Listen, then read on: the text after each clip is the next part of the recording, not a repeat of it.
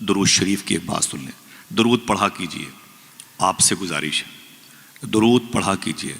میرے دو دوست ہیں، تقریباً 4 مہینہ پہلے دونوں دوستوں نے الگ الگ موقع پر آقا کریم صلی اللہ علیہ وسلم کو خواب میں دیکھا تھا۔ ایک الہ آباد علاقے کا ہے، ایک گونڈا لکھنؤ کے قریب کا ہے۔ سمجھ رہے ہیں آپ سنیں گے تو آپ کی روح ہل جائے گی۔ وہ کہتے ہیں کہ دونوں نے فرمایا، میں نے حضور صلی اللہ علیہ وسلم کی زیارت کی تو حضور رو رہے تھے، حضور کی آنکھیں اشک بار تھی، حضور کی آنکھوں میں آنسو تھے، بیڑا غرق ہو ہماری اس برے نفس کا جس نے ہمارے ہاتھوں میں 2 گھنٹے موبائل تھما کے 10 منٹ بھی تسبیح کو ٹھہرنے نہ دیا، بیڑا غرق ہو۔ پیسے آ گئے، سب کچھ آ گئے، لیکن حضور سے دور ہو گئے بچے اور ہم سب۔ 10 مرتبے بھی درود نہیں پڑھتے لوگ، افسوس کی بات ہے۔ اللہ اکبر۔ دونوں دوست فرماتے ہیں، گونڈا کا ہے کہ الہ آباد کا ہے، کہتے ہیں آصف بھائی میں نے حضور کو خواب میں دیکھا، حضور بہت رو رہے تھے۔ میں نے کہا آقا آپ رو رہے ہیں، داڑھی شریف حضور کی بھیگی ہوئی تھی۔ تو میرے آقا فرماتے میری امت مجھ پر درود نہیں پڑتی ہے، میری امت مجھ پر درود نہیں پڑتی ہے۔ میں نے اپنی امت کے لیے کتنے آنسو بہائے ہیں، اپنے نواسوں کو میدان کربلا میں قربان کروا دیا اسی امت تک اپنا دین پہنچانے کے لیے۔ آج امت مجھے بھول گئی ہے۔ میرے بچوں نے اپنے آشیانے اجاڑے ہیں کربلا میں، جلا ہوا خیمہ دیا ان کے گھروں کو سلامت رکھنے کے لیے، خود پیاسے رہے ان تک پانی پہنچانے کے لیے، خود بھوکے رہے ان تک رزق پہنچانے کے لیے، لیکن آج میری امت مجھے یاد تک نہیں کرتی ہے۔ حضور صوفی سلطان میاں شاہ صاحب قبلہ فرماتے ہیں، رات کے 2 بجے بیوی، بہو، بیٹے، بیٹیوں کے کمرے سے اگر ٹہل کے دیکھیں، سب کے کمروں سے موبائل کے گانے بجانے کی آواز آئے گی۔ صوفی صاحب فرماتے ہیں لوگ موبائل اپنے ہاتھوں میں لے کے بیٹھے رہتے ہیں، اتنی دیر ہو جاتی ہے، 1:30 2 3 بج جاتا ہے، انگلیاں تھک جاتی ہیں، موبائل گر جاتا ہے۔ جب موبائل گر جاتا ہے تو لوگ سو جاتے ہیں۔ صوفی سلطان میں بولے لوگ تو سو جاتے ہیں لیکن مدینے والے آقا رات بھر تیرے درود کا انتظار کرتے رہتے، تیرے درود کا انتظار کرتے رہتے۔ دعا کرو اس مجلس کے صدقے میں اللہ ہم سب کو درود پڑھنے کی توفیق عطا فرمائے۔ گزارش کرتا ہوں جب گھر سے نکلا کریں کاروبار کے لیے وضو بنا کے نکلا کریں، انشاءاللہ بولے، ہاتھوں کو اٹھا کے بولے انشاءاللہ، وضو بنا کے نکلا کریں انشاءاللہ، 10 مرتبے ہی صحیح حضور پر درود پڑھا کریں انشاءاللہ بولے۔ حضور تمہارے درود کو سننا چاہتے ہیں، سمجھے یہ نعمت آپ کے حصے میں آئی ہے۔ وہ عاشق کہتا ہے میں کپڑوں کا چھوٹا سا بزنس مین تھا، اپنے سر پہ کپڑوں کا گٹھر لے کے بیچا کرتا تھا، لیکن اس کی عادت کیا تھی؟ عادت کیا تھی؟ وہ کہتا ہے میں جب گھر سے باہر نکلتا نا تو درود پڑھتے ہوئے نکلتا تھا۔ سبحان اللہ کہتے رہیے، نیکی ملے گی۔ میں جب گھر سے باہر نکلتا تو درود پڑھتے ہوئے نکلتا۔ لوگ پوچھتے کیا بیچتا ہے؟ درود پڑھتا، پھر بتاتا کپڑا بیچتا ہوں۔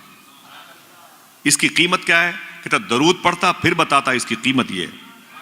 اچھا مجھے دے دو، دینے سے پہلے درود پڑھتا تھا، اور کاٹنے سے پہلے درود پڑھتا تھا، اسے طے کرنے سے پہلے درود پڑھتا تھا، پیسوں کے لین دین سے پہلے درود پڑھتا تھا، واپس ہوتا گھر درود پڑھتا، سونے سے پہلے درود پڑھ کے سوتا، اٹھنے کے بعد وضو کر کے درود پڑھتا۔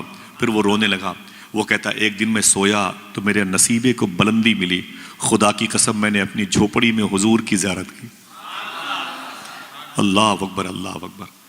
شاعر نے کیا کہا تھا؟ جبھی میری ہو سنگے در تمہارا یا رسول اللہ، یہی ہے ایک جینے کا سہارا یا رسول اللہ۔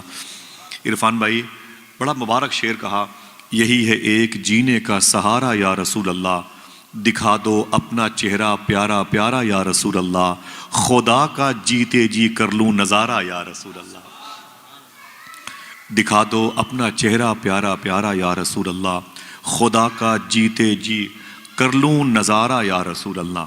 وہ کہتا ہے میں نے اپنی جھوپڑی میں حضور صلی اللہ تعالی علیہ وسلم کا دیدار کیا۔ ہماری آنکھیں اتنی گندی ہوتی جا رہی ہیں نا، بہت مشکل پڑ جائے گا اب حضور کو دیکھنا، ایک دم ریئل، اس میں بھی شامل ہوں، بہت مشکل پڑ جائے گا حضور کو دیکھنا۔ سمجھ رہے ہیں آپ؟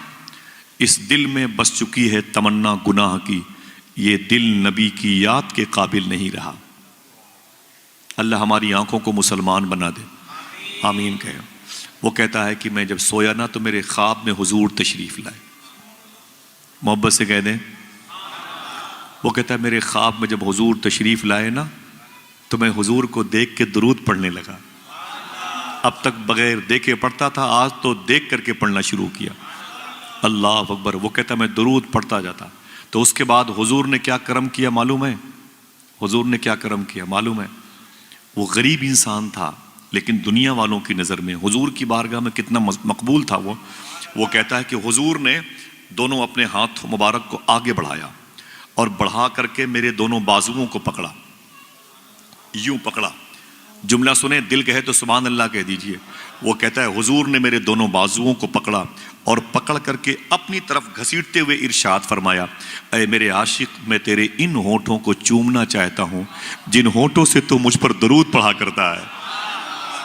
اللہ اکبر, اللہ اکبر.